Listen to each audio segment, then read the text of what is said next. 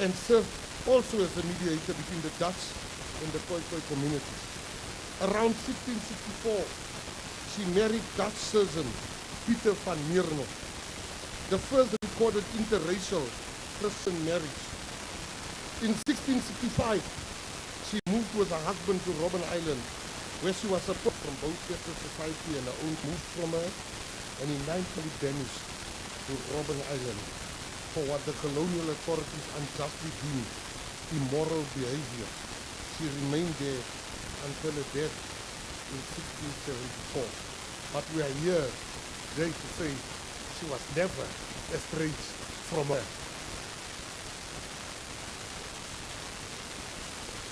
The most important thing about her life embodies the tragedy of those caught between cultures. As a reminder that it is what was not just men who were banished to Robben Island. Women played a role from the Nelson Rolihlahla Mandela. I'm not going to waste your time to explain who Nelson Mandela is, but I'm going to show you just the visionary leadership of Nelson Mandela by a personal story that I want to share with this audience. In my area, I grew up in a colored community. When I led the first march of colored students in solidarity, students that had no textbooks, while we had textbooks. And we heard Nelson Mandela is coming out. And my mom said, don't you want to go to the shop? I said, I've got important business, I can't go to the shop. She said, where are you going? I said, I've got a surprise, I can't tell you. I went to the richest area in Bloemfontein to go and look at the nice houses there, Minister. Because Mandela was coming out, we are going to take white people's houses. So, to choose a house for my family. Because there are so many black people, I chose 3 houses just for control, so that I can have a house. Great was my hurt and my disappointment when Nelson Mandela said, we will live together. I said, does this man still want me to live in this house with an outside toilet? I never forgave Nelson Mandela until I started to understand his vision. That is visionary leadership.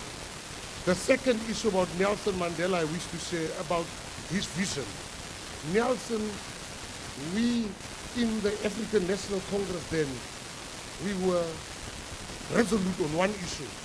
The Springbok name should disappear. There was no contradiction. None whatsoever. Until Nelson Mandela spoke to us in the youth league. And he said, we shall retain the name Springboks. I said to my friend, hey, but you believe this guy is not the real Mandela. First he robbed us of our houses. Now this man does not want to give us our name. Today, I want to show you the depth of the leadership of Nelson Mandela. Nothing unites South Africa today like the very Springboks which we wanted to cancel. Mandela had the vision and the foresight. Robert Sobukwe. It's very important that I mention Robert Sobukwe. Well-known leader, same caliber of Nelson Mandela. But something happened here at Robben Island. It shall never happen again. I brought my kids here before I was the minister. We were taken on a tour to Robben Island, president of the PAC. When I got home, I was very sad that no tour guide spoke about Robert Mangali Sobukwe. I came back on my own to make sure was it not the oversight. Still, nobody spoke about him. I confronted them. I said, why are you not speaking about Robert Mangali Sobukwe? He said, it is orders. That orders that the new sheriff in town. Everybody is important that was here. In suffering and in struggle, we are all the same. No matter which political party you are, we fought for the same thing. And Robert Mangaliso Sobukwe was just not a person that was visiting Robben Island. And today, if you can stand, President, this is the President of the Pan-Africanist Congress, a minister in the government of national unity. Thank you, President. I respect you. Robert Mangaliso Sobukwe was born in 1924 in the dusty Karoo town of Krabrinet to a modest Methodist family.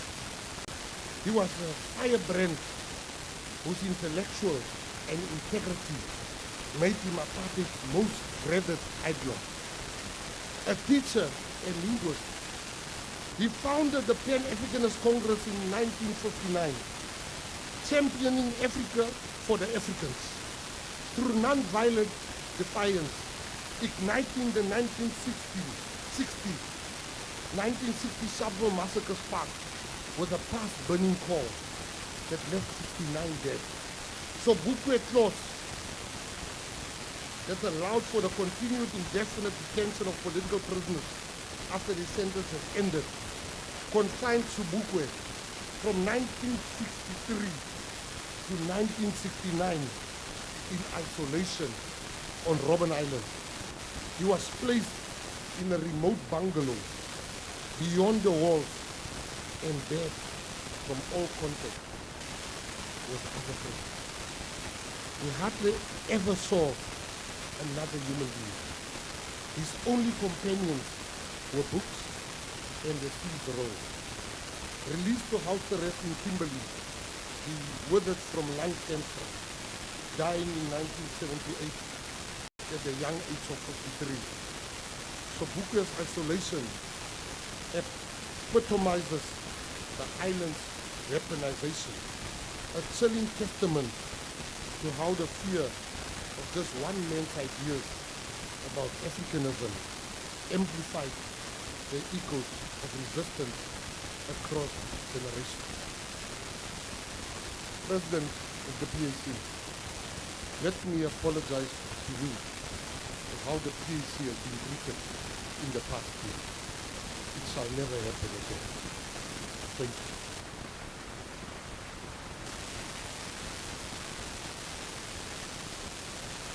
I was in, my dear friend and minister invited me to, and I'm going to talk about it now, I'm going to talk about it then. My dear friend and minister invited me to Namibia. Namibia,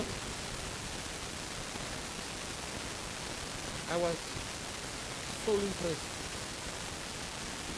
with what I've seen in Namibia and how they treat the fighters and how they remember them. And I met the family of Andimba Toivo Yatoi. I met his wife. I met his daughter. And I remember his daughter said to me, it was such a spiritual thing because the guest was showing me the graves, but we haven't been to his grave, and I didn't know how to ask. And the daughter came to me, she's like, would you like to see my father's grave? I said, yes, please. And she took me to her father's grave. We took pictures, but I also heard first-hand things. Can you take out the child? The child is crying. So take out the child. Can you be looking to children crying? Talking national issues.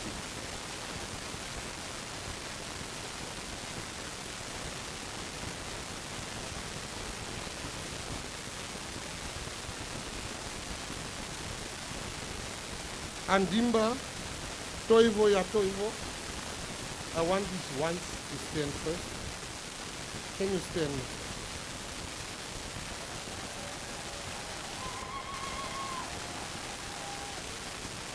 Please remain standing. Your daughter, can she stand?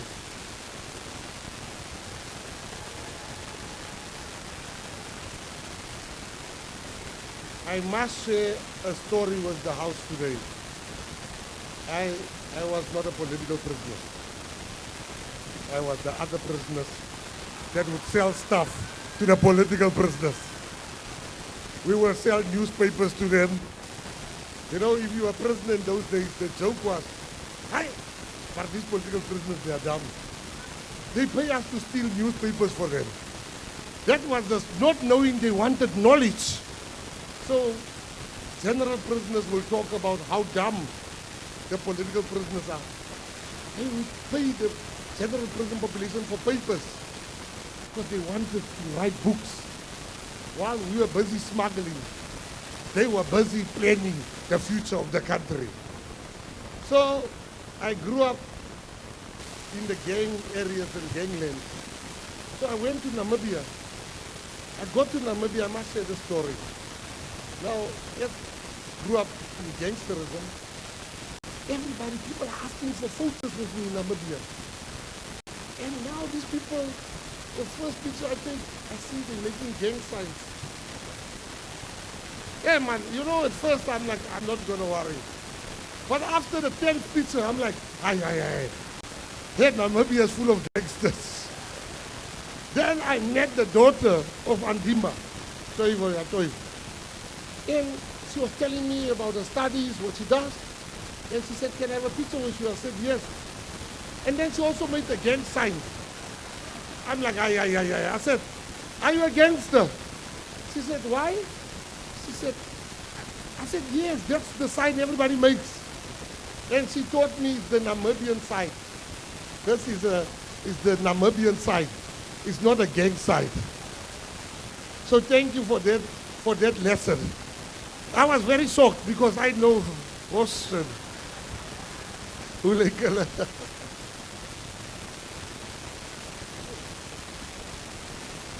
Andimba, Herman, Toivo was a major figure in Namibia's struggle for independence from colonial and South African rule. Born in northern Namibia in 1924, he became politically active in South Africa and Namibia. Co-founded SWAPO, the Southwest Africa People's Organization, and its predecessor organizations, fought against migrant worker abuses and the incorporation of Namibia into apartheid South Africa. Arrested in 1966 under South African law, he was tried in 1967 and sentenced to 20 years under the Terrorism Act. He served 16 years on Robben Island, much of that time in isolation, suffering much harsh treatment, but also forging deep bonds with other prisoners, including Madiba. He refused to compromise and only accepted release in 1984 when many of his comrades were set free. After release, he continued in SWAPO, leadership in exile, then came home to serve in newly independent Namibia as a minister. He passed in 2017. Robben Island is as much a part of Namibia and its national memory as it is for anyone from South Africa.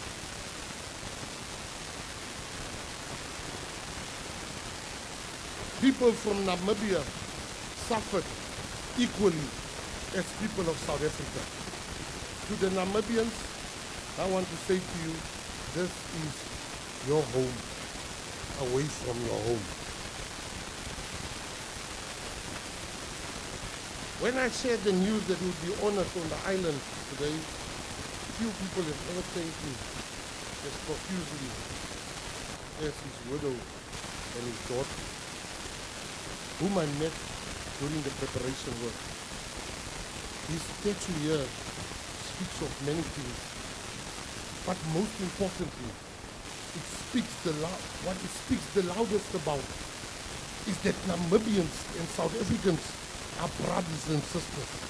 We fought together, we died together, we imprisoned together, we attained freedom together, and nothing can ever separate the Namibian and the South African people. I thank you.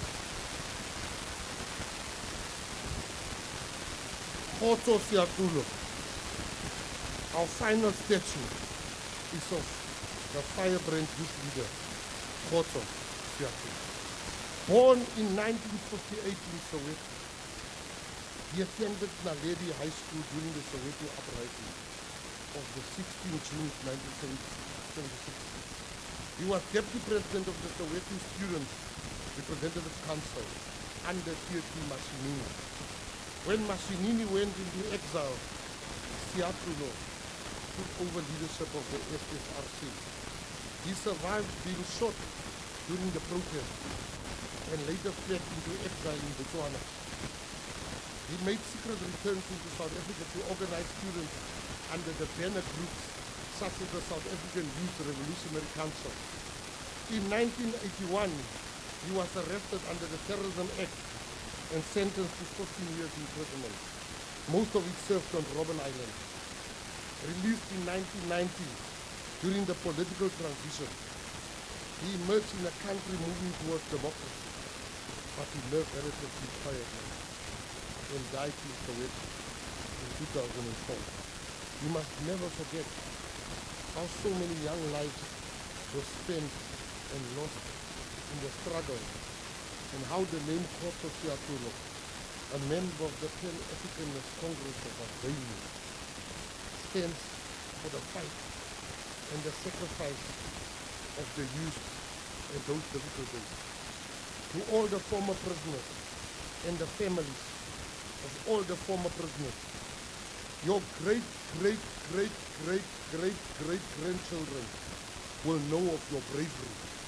They will know of your sacrifice through the names on that wall and the statues that brings to life the human reality of the people who are sent here. Today, I can tell you that we have more great plans for Robben Island to make it not only one of the most visited museums in Africa, but one of the most visited museums in the world. Allow me to say something. You never wash your dirty linen in front of your guests. Up there are no guests here because the Namibians are in the same house as us. When we put this together, I saw ugly scenes among ex-political prisoners. I saw people, Johnny-come-latelys, that called me, Minister, I hear you are busy with this, stop it, those ones don't represent me. I said, so let the ones that represent you do for you what you want to do. Those leaders waited for months to get an interview with, a meeting with me. And today, I want the chairperson to rise. And I want Masemula and them that came to my office to rise. Can you please, thank you, Chair. Can you please rise? Where's Masemula? Yeah. I want to tell you, many people, they want to eat the cake, but they're not willing to go and look for the ingredients to bake the cake. Kubeka, well, enough teresa. I don't look at personalities. I look at the task at hand. We have big work ahead. For 25 years, you guys have been fighting to be heard. You've been heard. The first thing you told me,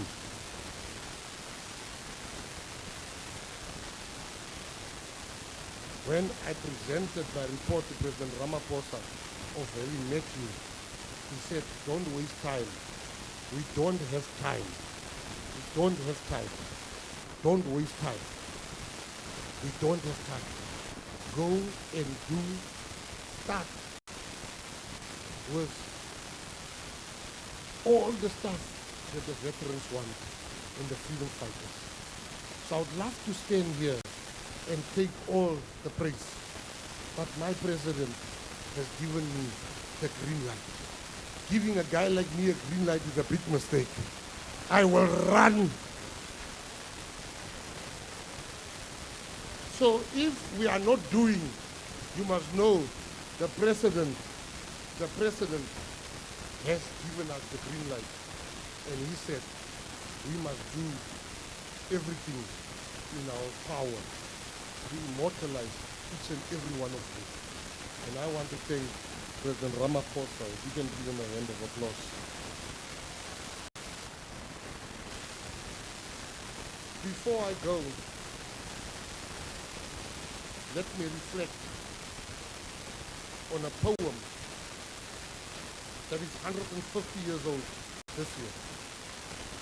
That poem by William Ernest Henley, called Invictus, was one that Mandela and many other prisoners used to learn on this island.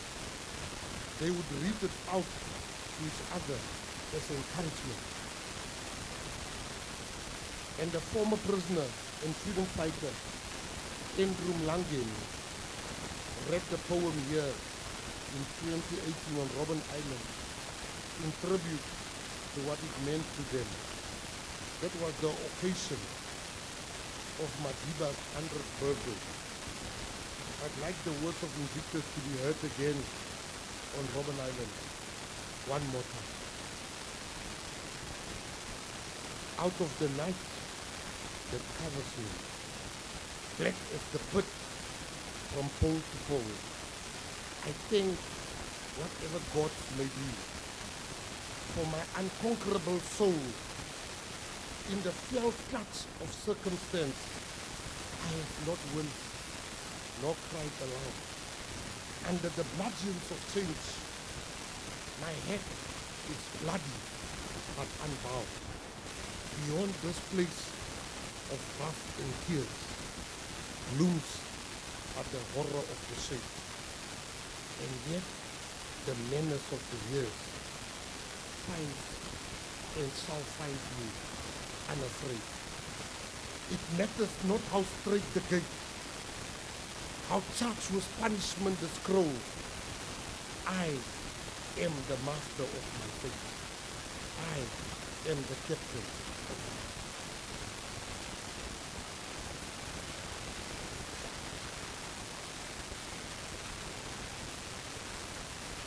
Our freedom didn't fall from a tree or came with raindrops. This freedom was fought for by the people in this land, by the people who have passed on, and many others just like them who could not join us here today. We like to talk about heroes and great men from America like Martin Luther King Jr., while in our midst we are surrounded by thousands of Martin Luther King Jr. Our heroes, the people who are here, right now. We will appreciate you.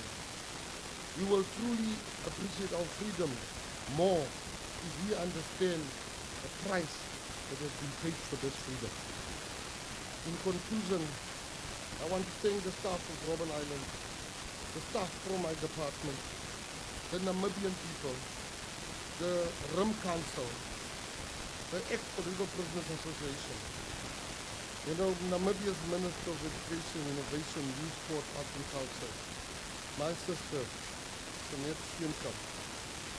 You are the kindest minister I've ever met. I wish to thank you. I wish to thank your Deputy Minister, Dino. He came so many times that he starts speaking like South Africans. He even supports the South African team also as his second team. I wish to thank the ministers, the MEC, Ricardo McKenzie. I wish to thank Santunga.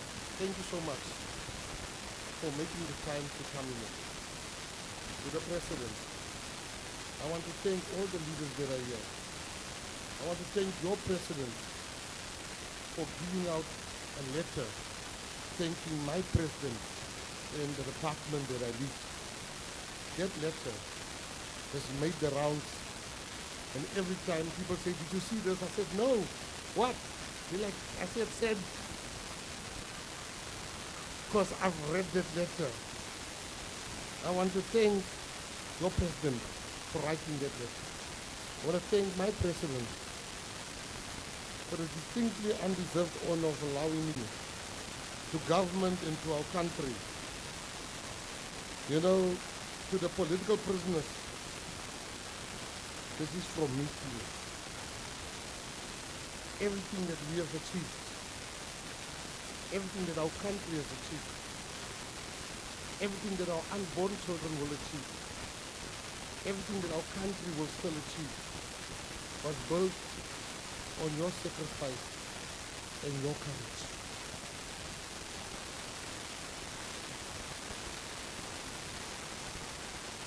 You are our heroes today and for generations to come.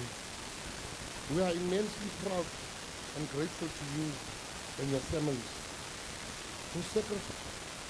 Thank you for lending us those heroes to the family. We owe you a debt that can only be repaid by making the sacrifices worth it. To the media, I want to shout you. Thank you for coming today to this August. Many of you have asked me last year at this time. My president gave me instruction when I became a minister, bring our heroes back. We are repatriating all the 5,000 people that lay on foreign land. We have brought our first function the same day last year. We brought Duma Nokwe, Maria Muposo, we brought 3rd of February, Port Matikita, and 45 of them back. We are busy in Angola now to bring back our heroes. But the reason why I'm mentioning that, today a young journalist was asking me, how much does all of these things cost? My answer to him, I said he must come and listen during my speech. I will tell him how much all of this costs. Flying the veterans here, flying the families here, doing all those statues.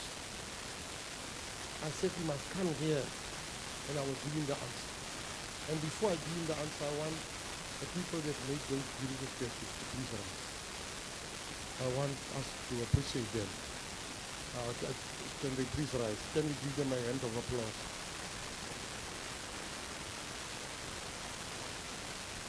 Thank you. And thank you. Now I'm coming to the main question. The question, and I want every person in leadership to listen to what I'm going to say to you. You have inspiration to become a politician. I want you to listen to what I'm going to say to you. If you're already a politician, I want you to listen to what I'm going to say to you.